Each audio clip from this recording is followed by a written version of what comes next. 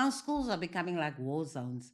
Many of our township schools that are overcrowded and understaffed and don't have resources have an additional problem where they have to cope with this new culture of everybody just going out of control. So the schools are now like a war zone. The schools are now like the Wild West, where there seems to be a complete breakdown in discipline.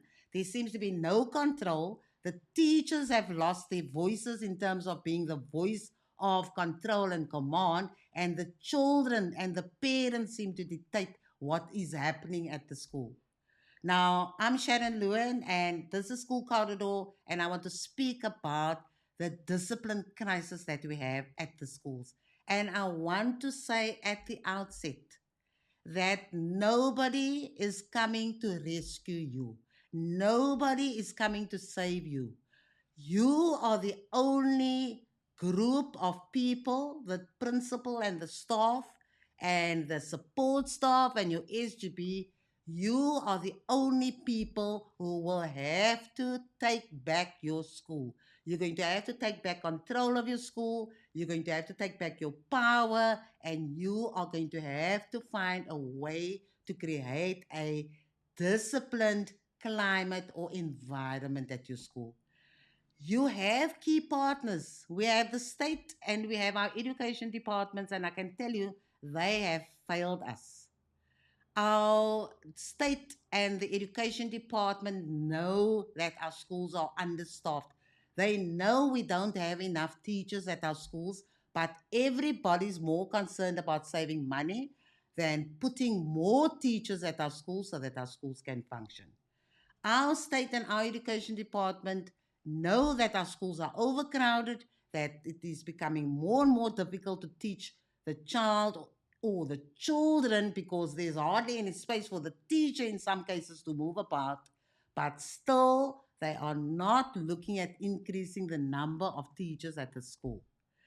The state and the education department know that you don't have enough teaching resources and you don't have the infrastructure that you can use the new technology at your school. But seriously, they don't care. In fact, I think our schools have been set up to fail because if the state and the education department were serious, they would seriously consider that they need to help our community schools cope better so that they can do better, they can teach so that the children can achieve, and everybody will be far more comfortable. But there is no real plan. The only plan, as far as I can see, is that the education department and the state are talking about bringing out more policies, more files, more frameworks. The schools have so many policies, but sometimes those policies do not even address the realities at the school. And the education department seems more concerned about having all these files and papers so that they can say that they have helped the school. You are not helping the school. You are just creating a huge framework of compliance and an administrative burden for the schools. Because when schools ask for real practical assistance, you refer them to a policy. When you speak about what is happening in terms of the discipline at the school, we know that there is no real support for the teachers. Here's a case in point. The MEC of the Western Cape spoke on World Teachers Day and spoke about the value that teachers bring. And he praised them very well in this article. And then he also mentioned that they have set aside 500 million rand for additional training for teachers already in the field. Now, look, 500 million sounds like a lot of money, but that is just a smokescreen. Let me tell you why I say that.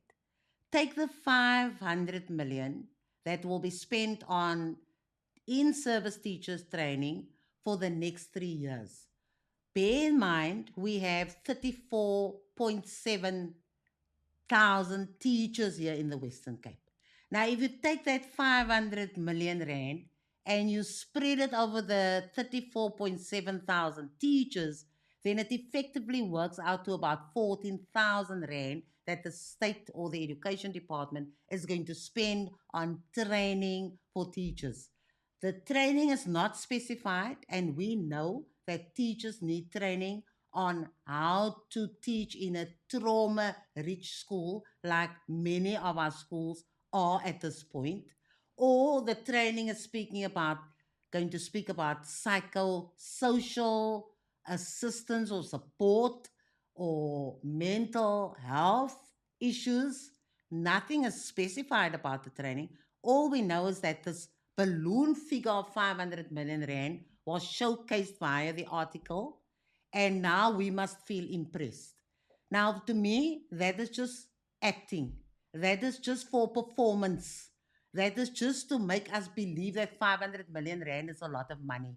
But it is also an insult to our intelligence because we know that at the end of the day, that money is a drop in the ocean and there's nothing serious about really training and supporting teachers. So that's the kind of games that we are playing. And that is why I'm saying that schools will have to take the lead in terms of turning their schools around. You have a responsibility to ensure that your schools are functioning and that they are functioning well.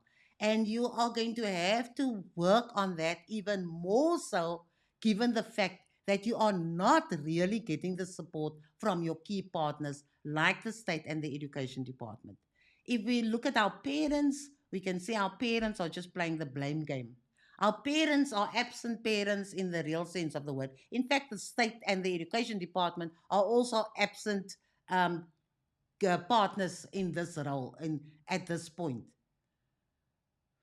You can see that the state and the education department are just making these lofty statements and they are trying to impress the world out there that they are trying to help. But I've just shown you now how, when we break it down, that they are not really investing in the training of our teachers who are currently in the teaching service. And that is why many of our young people are saying, no, I wasn't prepared for this situation. I haven't been trained to work in overcrowded classrooms without resources and without support. And so many of our younger generation are packing up, and our older generation who would have perhaps spent um, a few more years in education are also giving up because they are beginning to feel the pressure of not being supported. Look at our parents. Our parents are playing the blame game. Our parents are saying that teachers must sort out the problems themselves. And the parents are not wanting to take responsibility for their children's actions. And so the teachers have all their key partners against them. They have the education department and the state against them. They have the parents against them. And they are now the only partner that will have to work very hard in order to ensure that they create the kind of environment at the school that they can still teach and they can still get their learners to learn. And that is what I want to talk about. Because as a school, you are a key partner. The only sad part is that you are going to have to work extra hard. But if we are serious about saving education and really playing the role that we need to play to ensure that our children get a good education, we are going to have to just pull out all the stops and help to turn around our schools so that we have a warm, happy, disciplined school. And that is what I want to talk about in this video series that I'm going to make. The video series is about school discipline and how the principal, the SMT, the teachers, the parents, the SGB, and the learners can all play their role. But I want to unpack how each person or each group should be reflecting on what they are doing currently and how they can change any of those behaviors that are undesirable so that they can begin to build a school culture or a school climate that is healthy and that is going to be energizing, and it's going to be a place where everybody would like to work. So I'm looking forward to that series. I hope you are going to engage me and participate. And so until next time, we will see each other again.